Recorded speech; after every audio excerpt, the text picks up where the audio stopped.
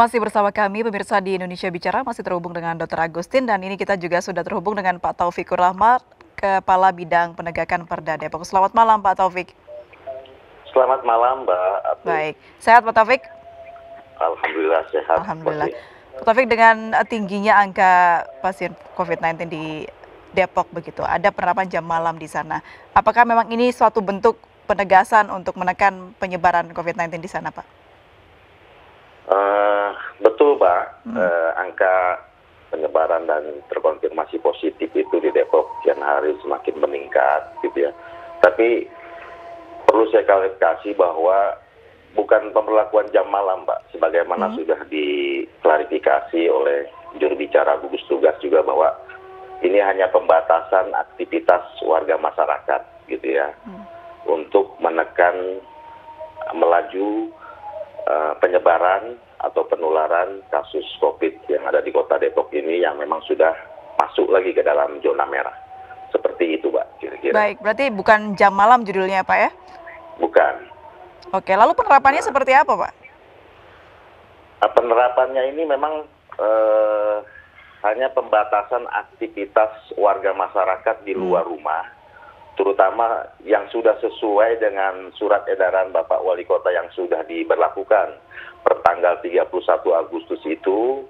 Ada pembatasan-pembatasan jam operasional, baik bagi warga yang beraktivitas di luar rumah maupun tempat-tempat usaha seperti minimarket, kemudian mall, ya, Alfamidi, retail-retail yang ada di Kota Depok itu dibatasi jam operasionalnya dengan tujuan bisa membatasi aktivitas warga yang akan keluar rumah. Dan memang di sini juga berharap ya bagi masyarakat itu supaya bisa beraktivitas di rumah saja sebenarnya. Itu tujuannya. Baik, pembatasan aktivitas ini berlaku dari jam berapa hingga jam berapa, Pak? Kalau ini dibagi Mbak ya, beberapa aktivitas warga secara individu memang dibatasi sampai jam 20.00 WIB.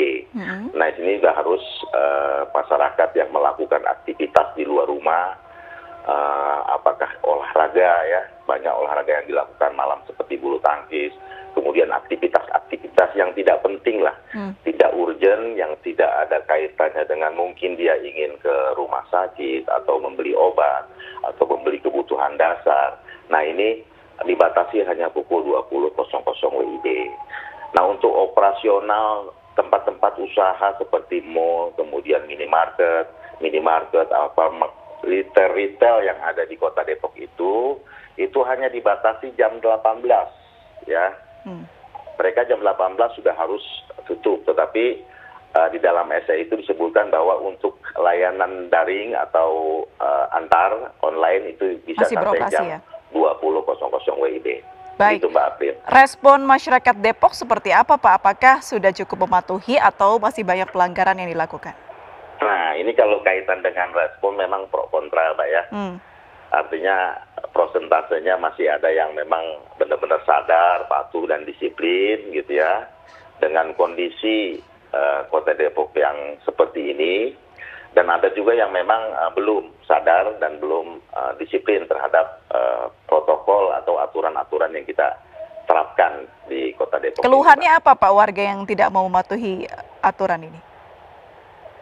Ya, terutama keluhannya masalah ekonomi Mbak, gitu ya. Apalagi usaha-usaha yang memang mereka aktivitasnya berjualannya memang dari sore, dari jam 6 baru buka ya, seperti warung-warung tenda dan warung-warung gerobak ini kan baru sore mereka mulai aktivitas.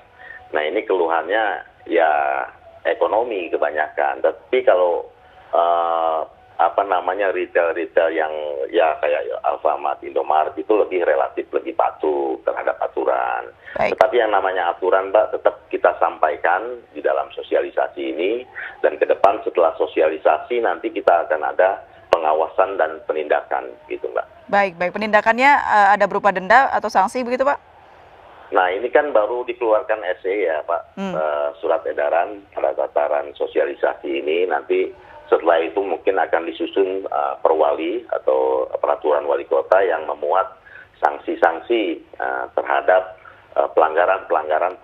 protokol kesehatan. Saya Gitu. kembali ke Ibu Agustin. Ibu Agustin melihat atau mendengar tadi penjelasan dari Pak Taufik mengenai pembatasan aktivitas bukan jam malam begitu. Apakah ini cukup efektif, Ibu? Ya, karena penularan penyakit ini sejalan dengan mobilitas manusia. Maka kalau kita ingin mengurangi penularannya, salah satunya adalah dengan mengurangi mobilitas manusia seminimal mungkin sehingga kita mengurangi risiko penularan. Dari konteks itu adalah benar kita berusaha untuk mengurangi mobilitas manusia. Tetapi tidak cukup kalau hanya itu. Jadi banyak yang lain yang harus tetap dilakukan supaya memang betul-betul mobilitas itu bisa terjaga. Yang perlu saja yang keluar rumah begitu kira-kira. Baik, untuk keluhan masyarakat yang dikatakan Pak Taufik tadi, di mana banyak masyarakat yang mempunyai usaha yang baru buka sore dan mereka sangat sedikit waktu untuk berjualannya. Apakah ini juga akan tidak seimbangnya ekonomi yang berjalan di Kota Depok begitu, Ibu? Iya, memang salah satu kendala untuk tidak sepenuhnya bisa mengurangi mobilitas adalah kebutuhan untuk melakukan kegiatan ekonomi, gitu ya. Nah, sekarang yang penting adalah kalau kita memang harus keluar dari rumah dan bekerja, maka kita harus sangat menjaga bagaimana protokol kesehatan itu, begitu. Jadi bagaimana kegiatan itu tetap bisa dilaksanakan dengan melaksanakan protokol kesehatan yang telah ditetapkan, demikian. Jadi pilihannya harus seperti itu. Dan memang harus dicari jalan tengahnya, tidak bisa kemudian sepenuhnya berbisnis seperti dulu begitu ya. Pasti ada pengurangan-pengurangan, tetapi dengan pengurangan itu kita bisa menjaga keamanan, bisnis tetap jalan walau tidak seperti di masa sebelum wabah. Pak Taufik, apakah ada kompromi seperti yang disinggung oleh Bu Agustin? Kompromi gimana, Mbak, yang dimaksud? Kompromi jalan tengah untuk bisa masyarakat yang berusaha dengan waktu yang sedemikian rupa bisa melanjutkan usahanya begitu? Kita memang sudah cukup artinya sudah cukup mengkaji bagaimana aturan ini bisa diterapkan di tengah-tengah masyarakat.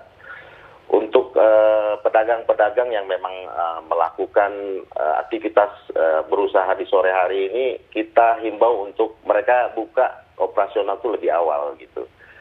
Nah, dan ini pun kita batasi dipersamakan dengan mereka yang memang resto-resto dan kafe-kafe kan bisa secara online, Pak, ya, sampai pukul jam 20.00. Nah, bagi pedagang-pedagang tenda ini kita persamakan sampai dengan pukul 20.00 WIB gitu. Sehingga kalau mereka buka lebih awal itu ada durasi waktu yang cukup panjang lah untuk mereka tetap berusaha dan bisa menghasilkan uang gitu untuk keluarga mereka. Pak Taufik, rencananya sampai kapan Pak pembatasan aktivitas ini akan dilakukan di Depok? Kalau sampai kapannya kita belum ada kajian lebih lanjut, Pak. Yang pasti ini sementara kan sifatnya. Ketika nanti Kota Depok dinyatakan ini lebih aman gitu ya untuk penyebaran COVID-nya, kemudian juga naik peringkat lagi menjadi kuning, bahkan oranye, bahkan kuning, mungkin bisa ada kebijakan lain dari gugus tugas untuk memperlakukannya seperti apa. Sementara kami yang di lapangan ini mengikuti surat edaran dari wali kota yang berlaku pada saat ini, begitu, Mbak. Baik, Dr. Agustin, adakah tolak ukur idealnya bagaimana kebijakan ini bisa dikurangi begitu? Maksudnya dikurangi? Mungkin pembatasannya bisa dinormalkan kembali? Ya, ada petunjuk dari WHO. Salah satunya adalah tingkat transmisi. Jadi kalau tingkat transmisi ada ukurannya gitu ya. Kalau tingkat transmisi itu memang sudah kita bisa tekan sehingga kemudian sampai pada tahap yang aman, artinya tingkat transmisi itu menyebabkan jumlah kasus akan menurun. Nah, disitulah kita sebetulnya baru bisa agak lega bernafas gitu ya.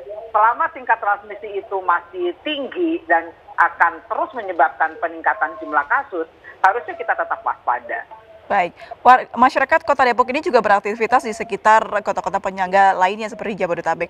Apakah kota-kota penyangga ini diharuskan mengikuti aturan yang sama agar penyebaran juga dapat ditekan, begitu Dr. Agustin? Seharusnya karena memang Jakarta, Bogor, Depok, Tangerang, Bekasi itu sudah boleh dikatakan satu wilayah yang terkoneksi ya satu sama lain. Dan mobilitas penduduk terjadi di wilayah itu.